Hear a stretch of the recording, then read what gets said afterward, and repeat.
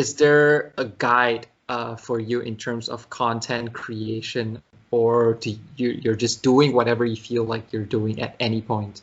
I think it's a mix. I do have somewhat of a guide. Like when I do a cover, like I know what I'm doing, right? Like it's like, okay, I'm learning a song. I'm editing it this way. I know where to put everything. It's more like you just do it. And that's why it's like my covers are my, even though people maybe think it's the most creative because you're learning a song and it like takes so much work to do that. It's probably my least like creative thing I do is learning a song and covering it because I've done it for so many fucking years. And again, when it comes to editing, it's not a big deal. You just throw it in there, and I try to do them in one take. So even that, again, it's just if I do it, if I do get that one take, I just throw it in there, align the audio, color correct my video, add my intro, add my outro, and I'm done. It's really simple. But when it comes to some of my other content, like reactions, I have a little more liberty. I do have a somewhat structure of how to do it. My intro, I listen to the song, and I do talk, no fucking pausing or anything. And then I kind of do the review, as you could say, at the end. But even with that, like I have the liberty to add because I just do stupid shit when I'm listening to music. Like I just literally am having the time of my life. So I add some of those like funny moments in the dialogue and saying like, okay, should this be in text? Should this be a dumbass zoom in? Like, is this going to add to that kind of funniness of it, or is it just going to be cringe, right? So I have more creative liberty with that. So again, I do have a structure with that.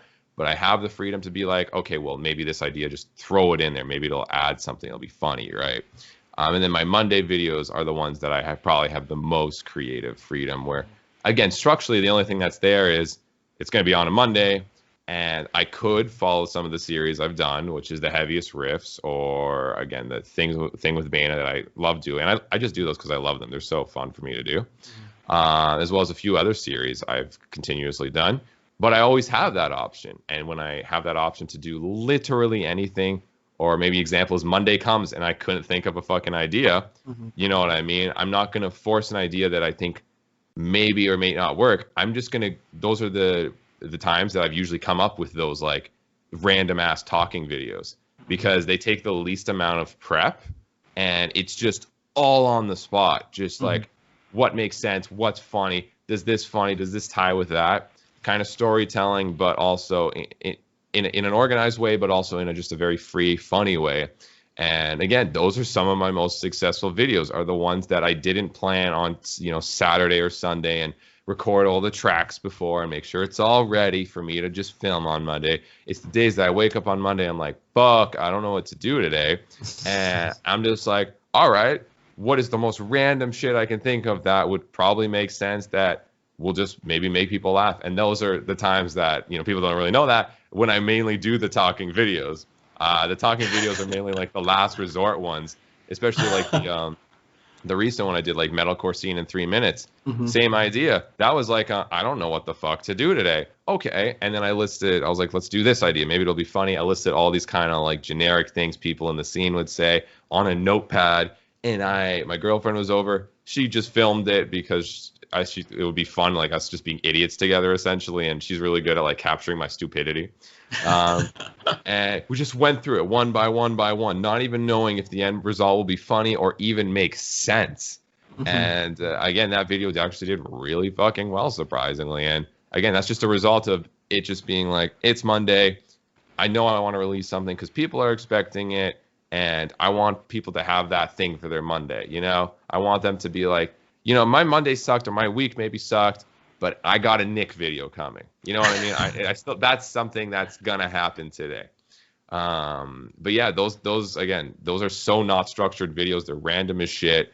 And those are some of my funnest videos to do. But other ones, like I said, heaviest riffs, that has to be structured. I have to start on Saturday, make the whole list. And by make the list, I literally mean research who uses this tuning, check out all the bands that even exist that use this tuning, pick the songs specifically that really are the heaviest from those bands, make a list, bring it down to 20 or 15 or however many, track those, learn the songs, record everything, program the bass, program the drums, organize it. There's just so much work that goes in that I have to plan those.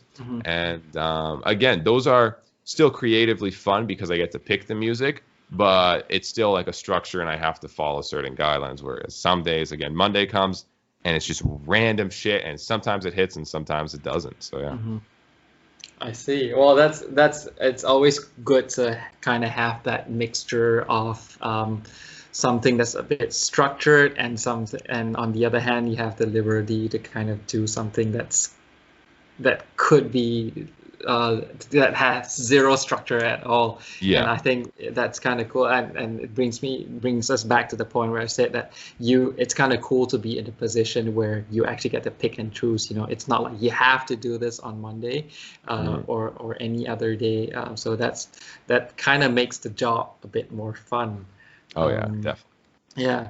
Actually, I did have like one question. I kind of lost my train of thought, so give me like a few seconds and I hope it'll come back. It was something that popped up when you said you were filming.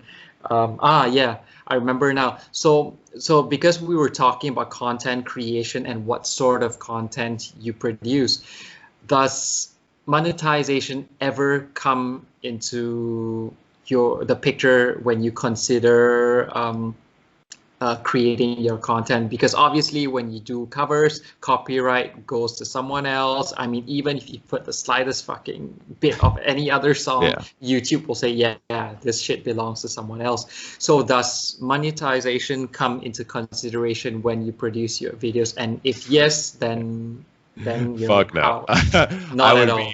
I would make much more money if it did, I'm sure.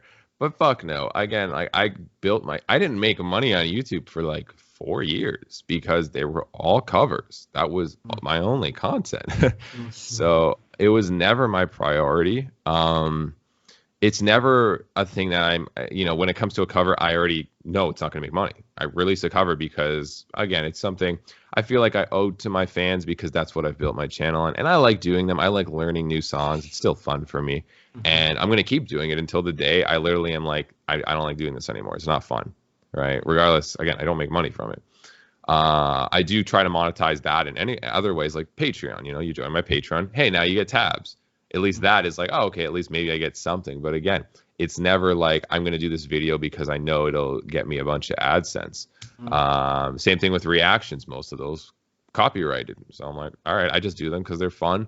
And that people don't really join Patreon because it's not like they're guitarists looking for tabs. It's like they just join it if they want to support. But again, there's a lot of indirect benefits I get regardless if a video gets money. Like, again, you get maybe a subscriber, or you get a new follower who maybe watches a different video that is monetized, or who maybe likes the shirt you're wearing and goes and buys it, right? There's a lot of indirect monetary things that, again, there's so many variables. I'm like, fuck that. I'm not going to think about what's going to maximize the money I'm going to make when I fucking do a video. Hell no. It's too much to think, and it would stray my content so differently. And same thing with Monday videos. Like, I've had Heaviest Riffs, which even though I recreate everything, if I put in popular songs like by Pantera or even Meshuggah, I had to take out, actually. I released the whole thing and it's like double drop D or whatever. And like, yeah, like these bands are not these huge ass bands which have these publishing companies hunting people essentially. But Meshuggah I put on there and it was kind of sad. I spent all the work doing Meshuggah and they said, fuck you, and took the AdSense for that whole video. I had to cut out the Meshuggah part. And again, that dims the quality of the video. But I was like, you know what? Like, fuck it. Like, the video is still good. It's still that video, and I'm still happy it's out. And even the next one came. I know After the Burial is another one of those bands that publisher specifically comes after, especially me for. And I was like, you know what? There's 2 After the Burial songs in this one, which was the double drop C sharp one, I think. I'm going to just do it anyways, even though I know it's probably going to trigger them, and it's going to trigger them to come and demonetize the video. I was like, fuck it. They need to be in the video. And if they come after me and it comes to that, fine. If I have to cut it out, I'll cut it out. But I'm not releasing this video without having After the Burial in it. Regardless, if I think eventually it'll be a waste of my time because I'm going to have to put effort into making those tracks, recording them, filming them, editing them, just for me to cut it out after because somebody claimed it. Right? And I was like, fuck it, I'm still going to do it. And luckily, they actually didn't come after me for that. But that my whole point is that's a case that happens a hell of a lot with my channel. And if I thought, oh, is this going to be monetized or not, I drive myself insane. I know the covers won't be. I know the reactions won't be. The Monday videos, a good chunk of them will be, but again, that's not going to skew what I want to do that day. So yeah. I think that's kind of paying off in a sense that people actually see the amount of effort you put into your effort. I mean, obviously, a lot of people know that, you know, when you do covers and things like that, you literally don't get shit at all for, you know, but like you said, indirectly, someone, you know, who may have subscribed because of that video and may have seen another video that, you know, that actually benefits you.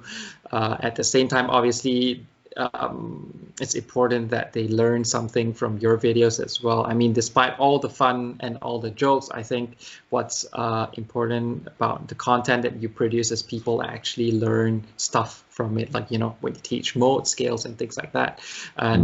And on top of that, I think it says a lot when people are actually